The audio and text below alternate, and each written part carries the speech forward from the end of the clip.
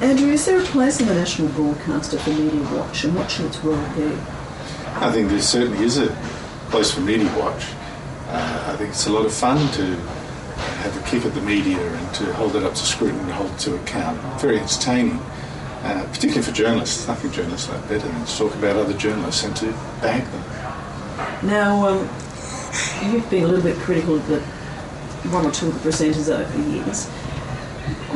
What's been your main gripe? My main gripe has been that Media Watch has patrolled opinion to weed out that doesn't fit into mainstream thinking in the media, which is, as David Marr put it, a soft lefty kind of journalism. That was the only proper journalism. And I think that's actually wrong.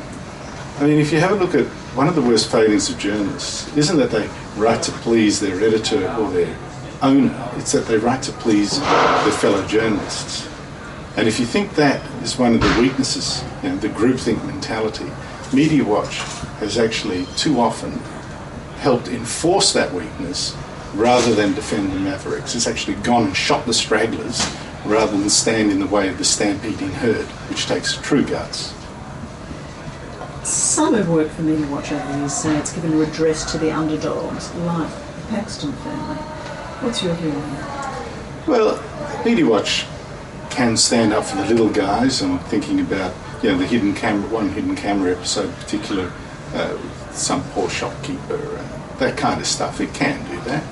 But I think too often that's a cover for what some of the presenters have actually preferred to do, which is to stand up for the majority journalist opinion, right, against the very few critics. I mean, mainstream conservative columnists, say, in Australia is so rare that one overturned Volkswagen will put them all in hospital. And yet they're the ones that continually have been the subject of Media Watch criticism, attention, harassment even, whereas the mainstream groupthink, the sheep-like buying, it's quite happy with. Whether it's on global warming, the apologies, stolen generation, you can say anything you like, and Media Watch will give it a big tick if it confirms and conforms to Media Watch's view of what should be thought. Now, David Marr said that that's wrong. It's just that some of these conservative writers do get it wrong, and sometimes they're guilty of plagiarism and other sort of professional sins.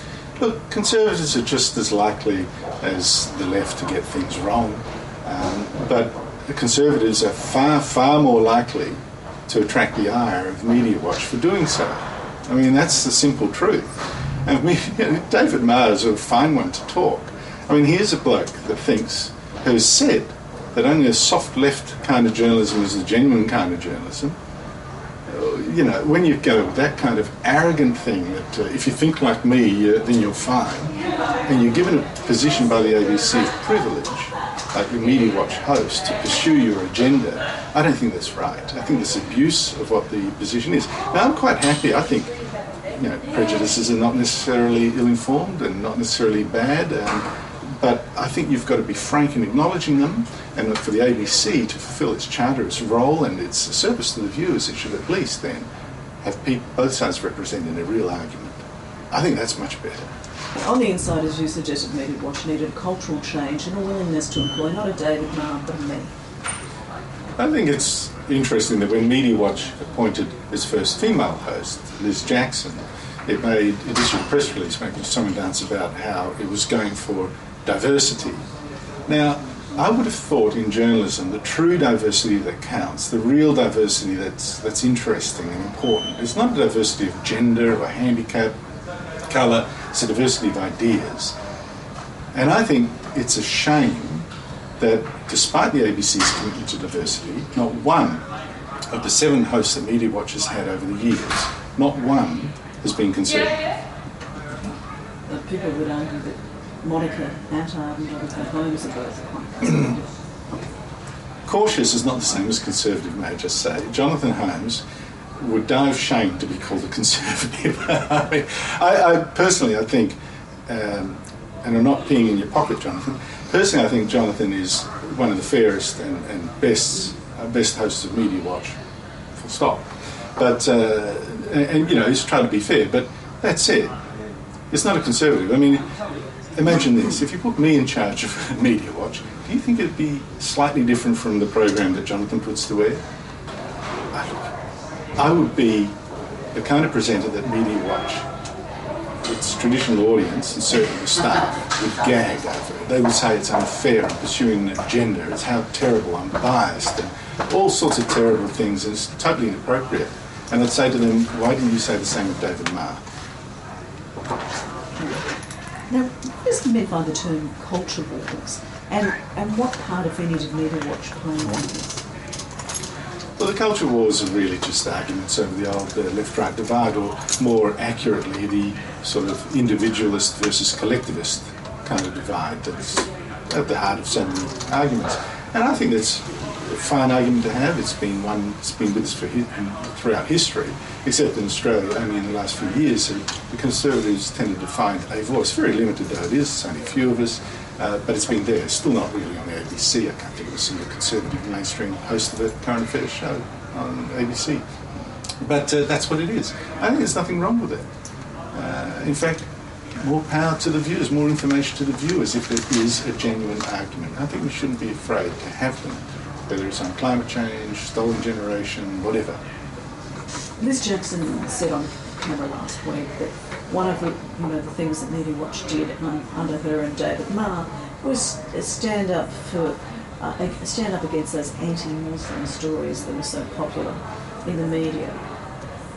Look, if it stood up for Muslims that had been unfairly traduced, fair enough. Unfair? I don't want unfair. And it's true, there were some stories exactly like that and good on it. But what it also did was stood against those that were criticising quite legitimately hate preachers. And I think that's not right. For one, Media Watch's stand encourages the view that hate preachers are in fact a definition of Muslim, that they represent the Muslim community, when in fact many Muslims should be ashamed of the kind of people that purport to speak for them. I think that was wrong. Now, I would have thought, from my viewing, that Media Watch was more likely to attack those who criticised true extremists than it was to defend people that have been unfairly criticised. In other words, it was patrolling the debate and shooting the stragglers again. Now, in 2006, the ABC Managing Director told the Sydney Institute there would be a review of the format and content of Media Watch to ensure that there was more opportunity for debate and discussion around contentious and important issues. What do you think the Managing Director was referring to? Mascot's a lovely guy, and he means well, and I'm sure he meant that. But when he says he wants more debate, I think all I've really seen is that people being criticised get a chance to write a reply in terms of an email or a letter or something like that, and usually that's referred to and stuck up on the web, and that's great. That's good. That's at least a development. But although I think it was being done before him anyway. But having a debate on it, I still haven't seen that. Really, I mean, the ABC is so loath to have a genuine debate, and it's just such a shame. There is nothing to fear from a debate. The wrong will be punished, the wrong will lose, the wicked will get their just desserts. The ABC shouldn't be so ashamed to have one. But you know what it is? Too many people, whether they're David Marrs or Liz Jacksons or whatever, seem to think that they don't trust the public, that if the public were to hear bad opinions, they're so stupid that they might adopt them for themselves. And I think that's treating ABC viewers with contempt. Monica Attard criticised you for some of your views and reporting on climate change.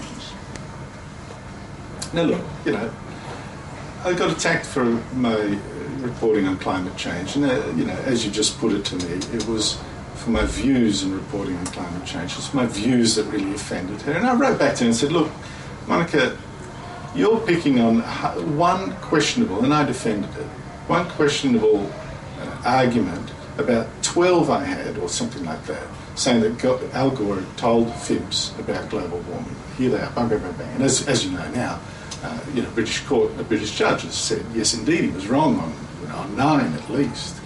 Now, I find it weird, that kind of nitpickery, one thing wrong is weird, when so many journalists say completely stupid things about global warming. We're all going to fry. The Arctic ice is going to melt. It was supposed to have melted last year, completely cleaned away. They can say anything they like. Polar bears are getting scarce.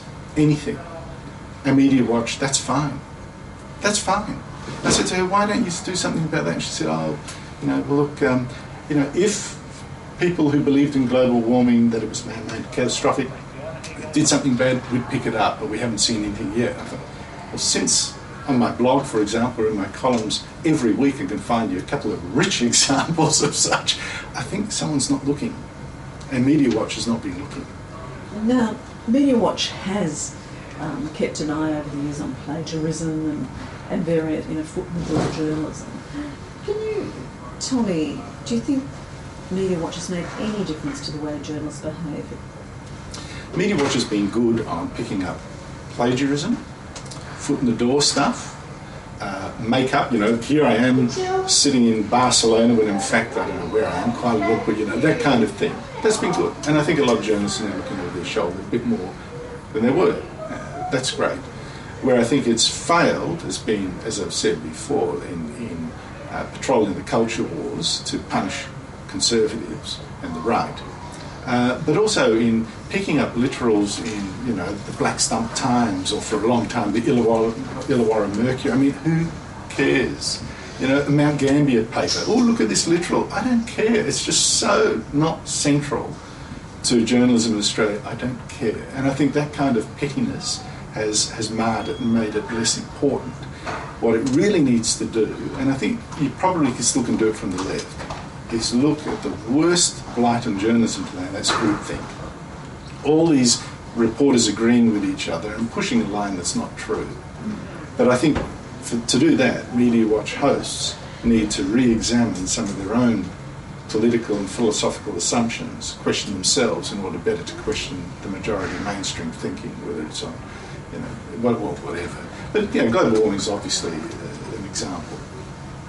Now, look, over the years, there's been a number of stories that Media Watch have looked at.